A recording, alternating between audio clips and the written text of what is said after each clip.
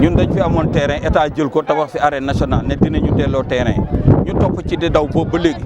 ba léegi ministre bi boole ñëw directeur de cabinet xam nga directeur de cabinet boole ñëw directeur des travaux moo ñu indi ci site bi fii aménagé ko xam nga li ma wax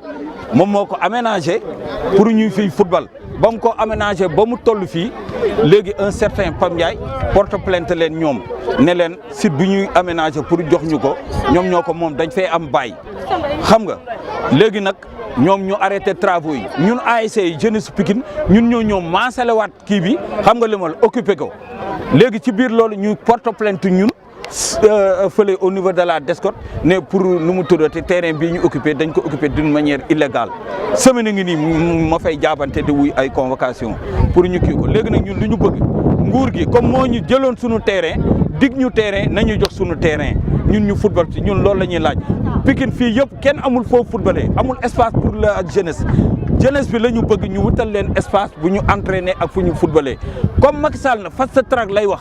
fast track na fast track suñu dossier bii parce que bind nañ correspondance fépp muy ministère am muy préfet muy sous préfet muy commissariat muy ministre de la jeunesse des sports ñëpp ak de la jeunesse yëpp yóbbu nañ leen ay courrier kenn tontuwuñu kenn waxuñu dara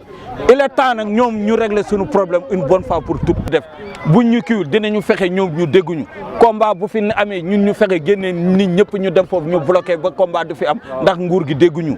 xam nga li ma la parce que bind nañ leen ay courrier ça fait des mois kenn tontuwuñu conseil de quartier bi si boppam bind na courrier yóbbul ko diligentel ko si boppam yóbbu ko kii yëpp mais la moindre des choses nga tontu nit ki sax wala nga wax ko léegi mu am réponse kenn tontuwuñu